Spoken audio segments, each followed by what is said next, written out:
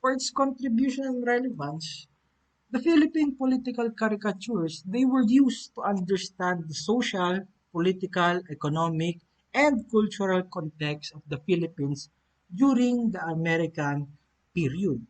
Using historical caricatures is a dynamic avenue of deciphering Philippine history, providing relevant visual representations of the past and a contextual approach of understanding history, as these historical caricatures are relevant visual and contextual realities that can fill in the gap in understanding the grand narrative of Philippine history.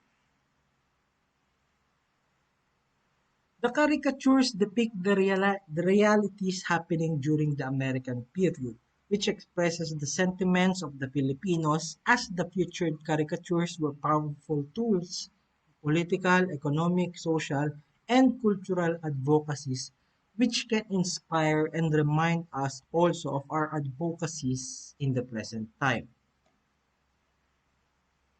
We may not be in a specific period of the past, but we are not devoid in understanding history, because historical caricatures, they bring us to the past and provide us a rich, dynamic, and contextual source of depicting events. In contemporary times, the use of editorial caricatures are still powerful tools that depict the temper of the present time and express the problems and sentiments of the present context.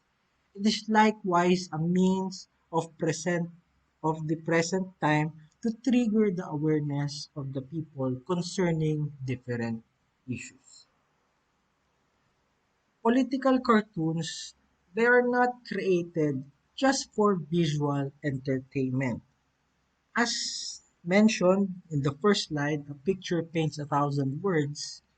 They talk about social realities. They try to depict social realities. That is why political cartoons, artworks, non-textual sources are important when it comes to understanding the grand narrative of Philippine